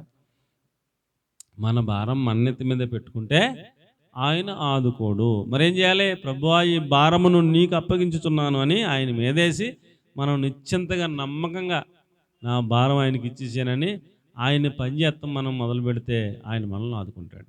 కాబట్టి ఒక తల్లిగారు ట్రైన్ ఎక్కిందంట. ట్రైన్ ఎక్కి పుల్లల మోపు నెత్తి మీద పెట్టుకుందంట. నెత్తి మీద పెట్టుకుంటే ఇక్కడ ఎక్కింది, వాళ్ళ ఊరు ఎక్కడో ఉంది. మిగతా వాళ్ళు ఎక్కిన వాళ్ళు, అమ్మా ట్రైన్లో కింద ఎట్టమ్మా అంటే ఎడతలేదు. ఏదో నాకంటే టికెట్ ఇచ్చారు బాబా, మరి ఎక్కాను, మళ్ళీ పొలం మోపుని కూడా ఎక్కడ మోతుందో ట్రైన్ అంటుందంట. అదేంటి మరి నిన్ను మోసింది, నేను ఎత్తి మీద ఉన్నదాన్ని మోసింది ట్రైన్, కిందడితే మోయిదా ట్రైను? మరి అమాయకురాలు అనుకోవాలా, తెలివైంది అనుకోవాలా, తెంగరది అనుకోవాలా? అమ్మ నిన్ను మోస్తుంది, దాన్ని నేను ఎత్తి మీద ఉన్న పొలంలో కూడా మోతుందమ్మా ట్రైను, నువ్వు కింద ఎట్టినా మోతుందమ్మా అంటే వింటలేదు ఆవిడ అసలా. అబ్బాబ్బా మీకేం తెలవదు, నేను ఊరు వెళ్ళేదాకా ఇలాగే ఎట్టుకుంటున్నా, అలాగే ఎట్టుకుంది. ఎట్టుకుని ఆ ఊరు వచ్చి దిగిపోయి అలాగే మోసుకెళ్ళిపోతుంది ఇంటికి. మరి ఆవిడని ఏమనుకోవాలి ఇంకా చెప్పండి. మరి ఇక నిన్ను ఎలాగ ఆదుకుంటాడు దేవుడు? ఆదుకుంటాడా? నీకేదో సమస్య వచ్చింది, నాకెంత సమస్య వచ్చింది, నాకెంత సమస్య వచ్చింది అని నువ్వే కుంగిపోయి బాధపడిపోయి నువ్వే కన్నీరు గార్చేసి నువ్వే మదన పడిపోయి లోపలే బాధపడిపోయి బెంగెట్టేసుకుని మరి నువ్వే బాగా నలిగిపోతే మరి ఏం చేస్తాడు దేవుడు? దేవుడు ఏం చేస్తాడు చెప్పండి ఏమండి? నీ బాధను మోకరించి ప్రభువా అని ఆయనకి చెప్పుకుని ఆయన మీద ఎత్తే కదా నిన్ను ఆదుకుంటాడు. అర్థమవుతుందంటారు ఏమన్నా? ఏమండి? నీకు అప్పు ఉంది, ప్రభువా ఇన్ని అప్పులు ఉన్నాయి, చాలా భారం ఉంది ప్రభువా, నీ మీద చేస్తున్నాను తండ్రి, ఎలా తీర్చాలో నువ్వే మార్గం చూపించు ప్రభువా, ఆయన మీద చేసి నిశ్చింతగా ఉంటే అది ఎలా తీర్చాలో ఒక మార్గం ఒకటి ఆయన ఒక ఆలోచన చెప్తాడు, ఒక మార్గం చూపిస్తాడు. ఏదో ఒకళ్ళు మనకు పరిచయం అయ్యేలాగా చేస్తాడు ఆయన, ఏదో పని దొరుకుతుంది, అలాగ ఆటోమేటిక్గా బ్యాగ్ తీరిపోతుంటుంది. భారం ఆయన మీద వేసుకోకపోతే నేనే మరి కుంగిపోయి నేనే బాధపడిపోయి నేనే అన్నీ నా బతికింతే అనుకుంటే మరి ఎలాగా అవ్వదు కదా పని. మన భారమును ఏం చేయాలి? మన భారమును ఆయన మీద వేయటం నేర్చుకోవాలి. ప్రభువా నా శక్తి చేత కాదు, నా బలం చేత కాదు, నా వల్ల కాదు నాయన, నీ మీద నా భారం వేసేసుకుంటున్నాను తండ్రి అని ఆయన మీద వేసేసుకుని మనం నిశ్చింతగా ఆయనను స్తుతించుకుంటా ఆరాధించుకుంటా ఆయన తలంపులతో మనం నిండి ముందుకెళ్ళిపోతుంటే ఆ దారి ఎలా చేయాలో ఆయన చేసుకెళ్ళిపోతాడు. మనకు ఆటోమేటిక్గా మార్గం తెరవబడుతుంది, ఒక ద్వారం తెరిచేస్తాడు, పని అయిపోతుంటుంది. ఏ సమస్య వచ్చేసినా ఆయన మీద మనం భారం వేసుకోవడం నేర్చుకోవాలి. దేవునికి స్తోత్రం కలుగునుగాక. ఏం చేయాలండి? మన భారము ఆయన మీద వేయడం నేర్చుకోవాలి. మన పిల్లల భారమా, మన మనవల భారమా, స్కూల్ ఫీజు భారమా, అప్పుల భారమా, ఆరోగ్యం బాగలేదా, ఇంత వివాహం అవ్వలేదా, ఏంటి నీ భారం ఏంటి, నీ కష్టం ఏంటి? ఆయన మీద వేసుకో, ఆయన ఆదుకుంటాడు. ఆదుకోపోతాడు. ఒక తల్లిగారు, ప్రభువా నా కూతురికి కట్నం తీసుకొని అల్లుడు కావాలా, నా కూతురికి కట్నం ఏమనో అలాగా ఇష్టపడి అల్లుడే కావాలి అని ఏదో 2-3 పాయింట్లు ఎట్టి ప్రార్థన చేస్తుందంట చాలా కాలం నుంచి. సంబంధాలు అతనే వెళ్ళిపోతున్నాయి, మిగతా వాళ్ళు వెనకాల ఉంటారు కదా, నీ చేదార్థం కాకపోతే నువ్వు ఎలా ప్రార్థన చేస్తావు, అలా జరుగుతుంది స్వత్తం, మేము స్వత్తం, నీ గొడవ, నీ కూతురికి పెళ్ళి అవుతుంది అలా అని వెనకాల అన్ని వాళ్ళు అంటారా? ఈవిడ విశ్వాసంతో అదే ప్రార్థన చేస్తుంది. కొన్ని సంబంధాలు వచ్చినాయి, వెళ్ళిపోయి ఒక ఆయనకి ఎవరికో దేవుడు చూపించాడు, ఫలానా అమ్మాయి, ఫలానా ఇల్లు, నీకు ఆమెను సిద్ధపరిచిన ఆమెను చేసుకొని చూపిస్తే ఆ ఎత్తుకుంటూ వచ్చి నాకు దేవుడు చూపించాడు, మీ అమ్మాయిని చేస్తారని అడుగుతున్నాడు. అడిగి నేను కట్నం తీసుకొని అని వీడు చెప్పిన పాయింట్లన్నీ చెప్తున్నాడు ఆయన. దేవానికి స్తోత్రం, లైన్ కలిసిందని చెప్పి చేశారు. ఎక్లెస్గా ఆయన పాస్టర్ గారే, ఈవిడ పాస్టర్ అమ్మ గారు అయింది, ఎక్లెస్గా సేవ చేసుకుంటున్నారు. నీ భారం ఆయన మీద అయితే నేను ఆదుకుంటాడు, ఖచ్చితంగా ఆదుకుంటాడు. మనకి ఆ నమ్మకం సరిపోక, ఏమండి, నమ్మకం సరిపోక మనమే ఏదో లాగేద్దాం బండి అని మనం ఏదో తిప్పలు పడిపోతుంటాం, పని అవదు. మన భారమును ఏం చేయాలి? ఆయన మీద వేసుకోవాలి. మరి మా వర్ణం వేరు కదండి, మరి కొంచెం కష్టం కదండి, ఎలాగండి ఏదైనా చేస్తాడండి. మీరు ఆయన మీద భారం వేసుకుంటే ఏదైనా చేస్తాడండి. ఆయన మీద భారం వేసుకోవటం మనకు చేతకాక, నమ్మకం లేక, ఏమండి, మనమే తిప్పలు పడిపోతుంటాం, పనిలో. కాబట్టి నీ భారము యెహోవా మీద మోపము, ఆయనే నిన్ను ఆదుకొనును. ఏమండి, ఆదికాండం 12:10 కరువు వచ్చింది, కరువు భారముగా ఉందని రాశాడు. కరువు చాలా భారంగా ఉందంట ఇస్సాక్కి అనుకున్నాడంట, పక్కనే ఐగుప్తులో ఎక్లెస్ అన్న ఆహారం ఉంది, ఐగుప్తు వెళ్ళిపోదాం అనుకున్నాడంట ఇస్సాకు. దేవుడితో అడిగాడు, మళ్ళీ దేవుడిని అడిగాడు వెళ్ళకముందే, ప్రభువా ఇక్కడేమో కరువు చాలా భారంగా ఉంది, గింజ దొరుకుతలేదు, ఐగుప్తులో ధాన్యం సమృద్ధిగా ఉంది, వెళ్ళమంటావా అని అడిగాడు. అది మంచి లక్షణం. దేవుడు అన్నాడు, నాన్న వెళ్ళకో, ఇక్కడే ఉండు అన్నాడు. దేవుడు చెప్పాడు ఇక్కడే ఉన్నాడు, చచ్చిపోదామని అక్కడే ఉన్నాడు. చచ్చిపోడా? సావాలా? అసలు వర్షం లేదు, అసలు ఏమీ లేదు, భూమి నెరలు విడిచేసి ఉంది, దేవుడు ఉండమన్నాడు అని నమ్మకంగా అక్కడే ఉండి, ఈయనకి ఎంతో కొంత పొలం ఉంది, ఆ పొలంలో విత్తనాలు వేసేసాడు నమ్మకంగా.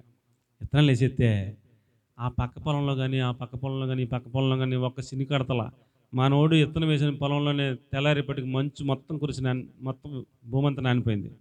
వేసిన విత్తనాలన్నీ మొలకొచ్చేసినాయి, ఎక్కలేసిన పంట వచ్చేసింది, కోతకొస్తే ఎక్కలేని బస్తాలు పండేసినాయి. ఆ పక్క శనుడికి ఎలా ఉంటుంది, ఈ పక్క శనుడికి ఎలా ఉంటుంది, ఆ ఎదురు శనుడికి ఎలా ఉంటుంది? దేటరా మనసేలో ఒక్క బిందు కూడా పడలేదు మంచు, ఆడిశీలంలో పడుతుంది ఏంటరా మొత్తం మంచు అంతానే, ఇదేం చిత్రంరా, ఇదేం గొడవరా అని అందరూ ఆశ్చర్యపోయి అలా నూరెళ్ళబెట్టి చూస్తున్నారు. అంతే, నూరంతల పంట పండిందంట. క్రమక్రమంగా గొప్పోడైపోయాడంట. ఎక్లసిన ఆశీర్వాదం వచ్చిందంట. ఎందుకండి భారము, చెప్పండి, భారము కరువు ఉందా లేదా? కరువు ఉంది. భారంగా ఉందా లేదా? భారంగా ఉంది. అయినా నా దేవుడు చెప్పాడు వెళ్ళొద్దు అన్నాడు. ఇక్కడే ఉంటాడు, చచ్చిపోతున్నాను అన్నాడు. చంపించాడా? అవదు. సమృద్ధిగా, ఎవడికి గింజలేదు, మనడికి సమృద్ధి అయిన ఆహారం, భోజనం గొప్పని చేశాడు. దేవునికి స్తోత్రం కలిగిన గాక. ఆయన మీద భారం వేసుకోవడం నేర్చుకుందాం. అది ఏమండి, అప్పుడు ఆదుకుంటాడు. ఎప్పుడు ఆదుకుంటాడో చెప్పండి అమ్మా, ఎప్పుడు ఆదుకుంటాడో? మన భారము ఏదో అది ఆయన మీద వేసుకో, అప్పుడు ఆదుకుంటాడు. ఆదుకోపోతే అడుగు. ఏమండి, నిర్గమ 1:11 ఫరో వెట్టి పనులు చేయించేస్తున్నాడు. పొద్దున్న చీకటితో లేపేస్తున్నారు, వచ్చి కొరడచ్చి కొట్టేస్తున్నాడు. నిద్ర ఏమని, ఏయ్ లేగు టైం అయిపోయిందండి, అయ్యా అందున్నాడు బాబా అని లేచి ఇక మకం కడుక్కుంటాం, ఏదో టిఫిన్ చేస్తాం, ఏం లేదేక. ఆడు వచ్చాడు కొడితే నిద్రలో లెగుతూ వెళ్ళిపోతామే, పనిలో పడిపోతామే. ఇక మధ్యాహ్నం తిన్నారా? వాళ్ళని పెట్టిన భారములు, శ్రమ పెడితే వాళ్ళ గోళ భరించలేము అనమాట అండి. అంత కఠినమైన దాస్యం. మధ్యాహ్నం తింటున్నారు లేదో సొత్తలేదు, రాత్రి అయిపోయేదాకా చేయండి అని వెనకాల ఒకడు పొరడ పట్టుకుని తిరుగుతున్నాడు. ఇలాగ అయిపోయారంట. ప్రతి ఓడును రక్తం పీల్చేస్తున్నారంట, వెట్టి పనులు చేయించేస్తున్నారంట. అంతకుముందు గడ్డి కూడా ఇచ్చేవారంట, తర్వాత గడ్డి కూడా మానేశారంట. మీరే గడ్డి తెచ్చుకుని అంటున్నారంట. ఇటుకలు లెక్క తగ్గకూడదు అంటున్నారంట. కష్టం పెరిగిపోతుంది. కాసేపు కూర్చొని తిన్నత్తలా, కాసేపు తాగినత్తలా మంచిలు ప్రాణం తీసేస్తున్నారు. అప్పుడు వీళ్ళ భారం ఎవరి మీద వేశారు? భరించారు. చిరాకు వచ్చేసింది. ఇంకా ప్రభువా అని మొరపెట్టారు. మా భారం ప్రభువాని మీదే ఎత్తున్నాను, ఆయన మీదే వేశారు. ఆదుకున్నాడు, మోసేని పంపాడు. 10 అద్భుత కార్యాలు చేసి తీసుకెళ్ళదా? 430 సంవత్సరాల భారం వాళ్ళే భరించారు, ఆయన మీద వేశారు. మోసేని పంపాడు, తీసుకుపోయాడు. అంతే. ఆయన మీదే ఎత్తం నేర్చుకుందాం. దేవునికి స్తోత్రం చెప్పండి. హల్లెలూయా. సామెతల గ్రంథం 16:3 చూస్తే, నీ భారం ఆయన మీద వేసి చూడు, నీ ఉద్దేశాలు సఫలం చేస్తాడంట. ఆయన మీద ఇక నీ ఉద్దేశాలు సఫలం అవ్వట్లా, ఆయన మీద వేస్తే నీ ఉద్దేశాన్ని సఫలం చేస్తాడని చెప్పి రాయబడుతూ ఉంది. నీ పనుల భారం, పొద్దున్న లేచి ప్రభు ఇన్ని పనులు ఉన్నాయి, అన్ని పనులు ఉన్నాయి, ఇన్ని తగులు ఉన్నాయి, ఇన్ని గొడవలు ఉన్నాయి, అయ్యి బాబు ఇవన్నీ ఎలా చేయను, ఎలాగే ఇవన్నీ డీల్ చేయను అని బుర్రపట్టేసుకోకుండా, నీ పనులు ఎన్ని ఉన్నాయి, పొద్దున్న లేచి సాయంత్రానికి 50 పనులు ఉన్నాయా, నీ పనుల భారము యెహోవా మీద మోపము. అప్పుడు ఏం చేస్తాడు? అప్పుడు నీ ఉద్దేశములన్నీ ఏమైపోతాయి? సఫలం అయిపోతూ ఉంటాయి, ఆటోమేటిక్గా జరిగిపోతుంటాయి. అన్నీ నీ భారం, నీ పనుల భారం ఆయన మీద వేసుకో, అన్నీ సఫలం అయిపోతుంటాయి. నువ్వు అనుకున్నట్టు జరిగిపోతుంటాయి, అంతే, ఆటోమేటిక్గా జరిగిపోతుంటాయి. ఆయన మీద అయిపోతే నువ్వు తిప్పలు పడిపోయి నువ్వు మొత్తం గిల్లలు కొట్టేసుకున్నా అవ్వదు. ఆయన మీద వేసుకుంటే అన్నీ అలాగ ఆటోమేటిక్గా జరిగిపోతుంటాయి. దేవునికి స్తోత్రం కలిగిన గాక. నీ పనుల భారం ఆయన మీద వేయటం నేర్చుకో అని చెప్తున్నాడు. అప్పుడు ఆయన నిన్ను ఆదుకుంటాడు. అండి, కాబట్టి మన పనుల భారం ఏమిటో, ఈ బాబు ఇవాళ చాలా పనులు ఉన్నాయి. ఒకడికి ఒక పని ఉందంట అండి, ఆడు పొద్దున్నే 4 గంటలు వేసి 1 గంట ప్రార్థన చేసుకున్నాడంట. ఆ పని అయిపోయింది అలాగే ఆ రోజుకి ఆడికి. ఇప్పుడు మరుసటి రోజున ఆడికి 10 పనులు ఉన్నాయి. ఇప్పుడు ఎంతసేపు ప్రార్థన చేయాలా? ఒక పని ఉంటే 1 గంట ప్రార్థన చేసాడు, అయిపోయింది. ఇప్పుడు 10 పనులు ఉన్నాయని లెగుతూ మొక్కం వెళ్ళిపోయాడు. ఆ 1 గంట కూడా ప్రార్థన చేయాల. 10 పనుల్లో ఒకటి అవలా. నిన్న ఒకటైంది, ఇవాళ ఒకటి అవ్వాల. ఇంటికి వచ్చి ప్రభువా ఏంటి ఇలా చేసావంటే, మరి నిన్న ఒక పని ఉందని ఒక గంట ప్రార్థన చేసావు కదరా, మరి వీళ్ళు 10 పనులు ఉన్నప్పుడు ఎంతసేపు చేయాలరా అని అడిగాడంట దేవుడు. 10 గంటలు చేయాలి ప్రభువా, మరి చేసావారా? 10 పనులు ఉన్నాయని గబగబా లేచి వెళ్ళిపోయాను ప్రభువా, అందుకనే చేయలేదురా అన్నాడంట. ఈ 10 పనులు భారాన్ని ఎవరి మీద వేయాలా? ఆయన మీదే ఎత్తమంటే ప్రార్థనలో ఉండాలి. కాసేపు ఉండి ప్రభు 10 పనులు ఉన్నాయి, నా వల్ల కాదు ప్రభు, నేను చేయలేను, నా అవ్వదు పని, ఏదో ప్రభు నీ మీద వేసుకుంటున్నాను, మరి ఏదో చేయలేను అంటే 10 పనులు అయిపోయేలాగా ఆయన మోపు చేస్తాడు, ఏదో మార్గం తెరుస్తాడు, అయిపోతాయి 10 పనులను. 10 మందిని ఎవరినో పురమాయిస్తాడు, నీ మాటలు వింటారు, ఫోన్ చేస్తే 10 మంది వస్తారు, అయిపోతాయి పనులు. నువ్వు ఆయన మీద భారం వేయకుండా నువ్వు అక్కడ వెళ్తే నువ్వు ఎంతమంది పోయి ఒక్కడు రాడు, వస్తారా? ఒక్కడు రాడు, పని అవ్వదు, ఏమవుదు.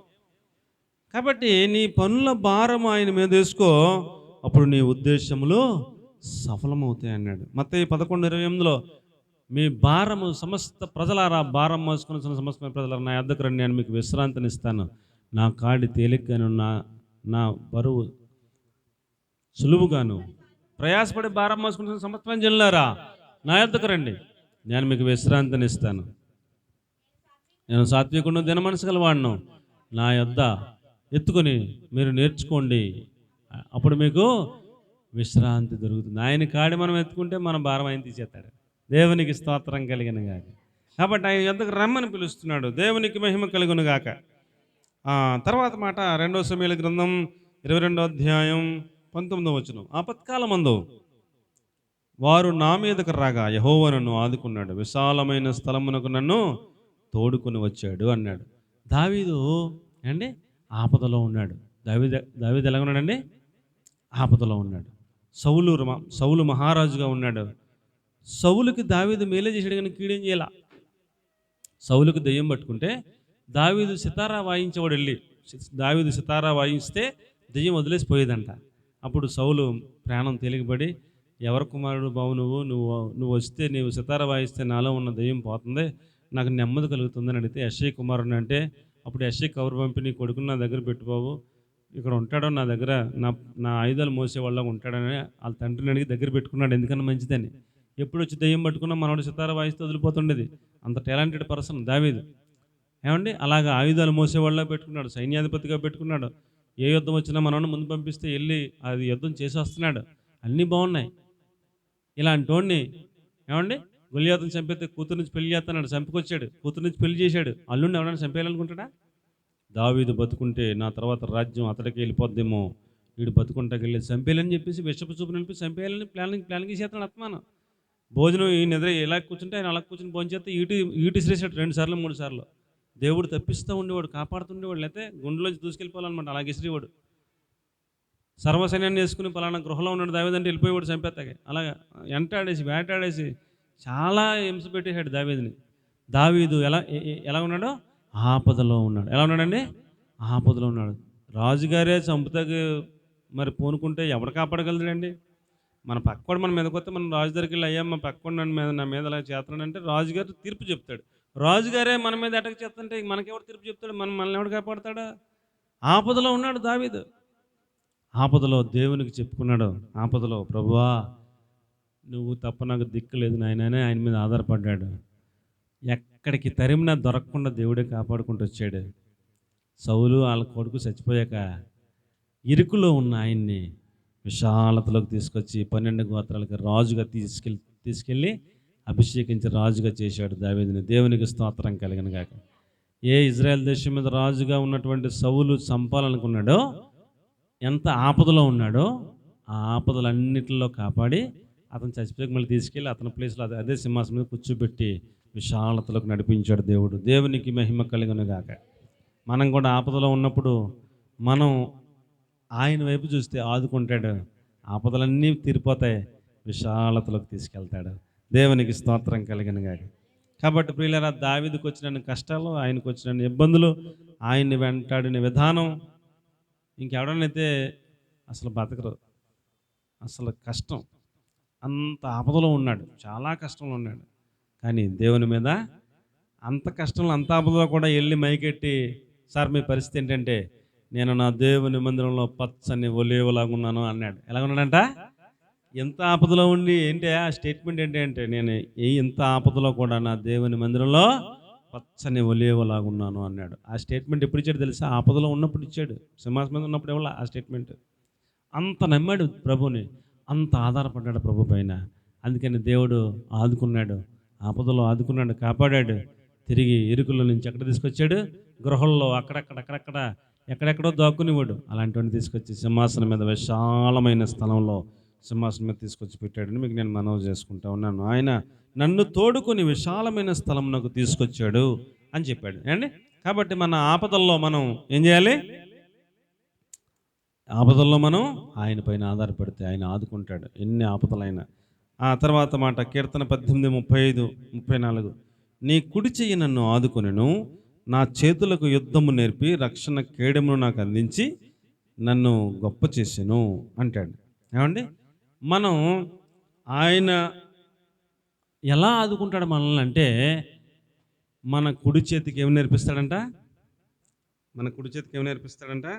యుద్ధమును నేర్పిస్తాడంట. ఏం నేర్పిస్తాడంటండి? నా వేళ్లకు పోరాటమును, నా చేతులకు యుద్ధ విద్యలను ఆయనే నేర్పించాడు. నేను నా శత్రువుల మీద గెలవటానికి నాకు రక్షణ కేడెమును ఆయనే ఇచ్చాడు. నా వేళ్లకు పోరాటం నేర్పాడు, నా చేతులకు యుద్ధం నేర్పాడు, నా చేతులు ఆయన కేడెం పెట్టాడు, నా శత్రువు మీద యుద్ధం చేసి నేనే గెలిచేలాగా నన్ను సిద్ధపరిచాడు అని చెప్తున్నాడు. ఆపదలో ఇక ఎంతసేపు ఆయనే ఆదుకుంటాం కాదు, నిన్ను నువ్వే డిఫెన్స్ చేసుకునేలాగా నిన్ను తయారు చేస్తాను అంటున్నాడు. దేవునికి స్తోత్రం కలిగినగాక. హల్లెలూయా. ఇక అత్తమానం ఏదో చిన్న ప్రభు అని ఆయన మీదడిపోతాం కాదు, నిన్ను నీవే డిఫెన్స్ చేసుకుని శత్రువుని గెలిచేలాగా నిన్ను ఆయన డాలునిచ్చి, ఆయన కేడెమునిచ్చి, ఆయన పోరాటం నేర్పించి, వేళ్లకు పోరాటం, చేతికి యుద్ధ విద్యలు నేర్పించి శత్రువును గెలిచేలాగా నిన్ను తయారు చేసి నిలబెడతాను అంటున్నాడు. ఆయనలాగా జయించేవాడిగా, కెపాసిటీగా నిన్ను తయారు చేస్తా అంటున్నాడు. జయించేవాడే పరలోక రాజ్యం వెళ్తాడు. కాబట్టి మనల్ని కూడా ఎలా తయారు చేస్తాడంట? నిన్ను కూడా నాకులాగా తయారు చేస్తాను అంటున్నాడు. ఓ తండ్రి తన కుమారుడిని ఎలా తయారని కోరుకుంటాడు? నాకన్నా గొప్పోడు అవ్వాలని కోరుకుంటాడు. అదే దేవుడు మనసు కూడా. ఆయన ఏమన్నాడు? యేసు ప్రభు, నేను చేసిన వాటికంటే ఇంకా గొప్ప కార్యాలు మీ ద్వారా చేస్తాను అన్నాడు. ఆయన శిష్యుల ద్వారా అంతకన్నా గొప్ప కార్యాలు చేశాడు కదా, చేశాడు. అందుకని ఆయన బిడ్డలను ఆయనకన్నా గొప్పలుగా చేస్తాడు. అందుకని గొప్ప చేసిన అంటాడు, నీ సాత్వికము నన్ను గొప్ప చేసింది అంటాడు. అలాంటి కార్యాలు ఆయన చేస్తాడు. ఆయన ఆదుకునే దేవుడు అని నేను మీకు మనవి చేస్తాను. నాకర మాట 7వ మాట యెషయా గ్రంథం 41:10 నీకు తోడై ఉన్నాను, భయపడకు, నీకు దేవుడినై ఉన్నాను, దిగులు పడకు, నిన్ను బలపరిచేవాడిని, నీకు సహాయం చేసేవాడిని, నా రక్షణ హస్తముతో నిన్ను ఆదుకుంటాను అన్నాడు అండి. కాబట్టి ఆయన మనకి ఎలా ఉంటాడంట? తోడుగా ఉంటాడంట. అందుకని భయపడద్దు, నేను నీకు దేవుడిగా ఉంటాను, దిగులు పడద్దు, నేను నిన్ను బలపరుస్తాను, నీకు సహాయం చేస్తూ ఉంటాను, నా రక్షణ హస్తముతో, నా దక్షిణ హస్తంతో, నా రక్షణ నీతి అనే నా హస్తంతో నిన్ను ఆదుకుంటాను, నిన్ను రక్షించి పరలోక రాజ్యం తీసుకెళ్లే వరకు బాధ్యత నేను తీసుకుంటాను అంటున్నాడు. కాబట్టి ఇలాంటి మహాదేవుడు మనకు ఉన్నాడు. కాబట్టి మనము దిగులు పడకూడదు. ఏం చేయకూడదు? దిగులు పడకూడదు. మనము భయపడకూడదు. ఏం చేయకూడదు? భయపడకూడదు. ఆయన మనల్ని ఆదుకునే దేవుడు మనకున్నాడు. కాబట్టి మన భక్తుడు మనకు తెలియజేస్తున్నట్లుగా ఆయన నన్ను ఆదుకున్నాడు అంటూ ఒక స్టేట్మెంట్ ఇచ్చాడు. ఆయన ఎలా ఆదుకుంటాడు అనేది మనం చాలా జాగ్రత్తగా ధ్యానం చేసుకున్నాం. ఎలాగున మనం ఆయన ఆదుకునే దేవుడుగా ఉన్నాడని రుచి చూసి ఎరిగిన వాళ్ళమై మనం ఒకరినొకరం ప్రార్థనలో, పోరాటంలో ఆదుకుందాం. తర్వాత దైవ సేవకుని హస్తములను ఆదుకుందాం. తర్వాత మన మాటలు మృదువైనవిగా, ఆశీర్వాదకరమైనవిగా, దీవెనకరమైనవిగా, ఆదుకునే మాటలుగా మనందరం సిద్ధపడదాం. అలాగున్న దేవుడు మన ద్వారా అనేకులను ఆదుకోవాలని ఆశపడుతున్నాడు. ఆ తర్వాత మన భారమును ఆయన మీద వేసుకుంటే మనల్ని ఆదుకుంటానంటున్నారు. ఆ తర్వాత ఆపత్కాలమందు ఆయన మనల్ని ఆదుకుని ఇరుకులో ఉన్న మనల్ని తీసుకెళ్లి విశాల స్థలంలో పెడతానంటున్నాడు. ఆయన కుడి చెయ్యి మనకు యుద్ధ విద్యలను నేర్పుతుంది. ఆయన మన వేళ్లకు యుద్ధమును, మన చేతులకు యుద్ధమును నేర్పించి ఆయన కేడమిచ్చి మనమే జయించేలాగా మనం తయారు చేస్తానంటున్నాడు. నేను నీకు తోడుకుంటాను, నిన్ను దిగులు పడొద్దు, భయపడొద్దు, నా రక్షణ హస్తం, దక్షిణ హస్తం నిన్ను రక్షిస్తాను, పరలోక రాజ్యం వరకు బాధ్యత తీసుకుంటానని చెప్తున్నాడు. కాబట్టి ఆయన ఆదుకునే దేవుడిగా మనకు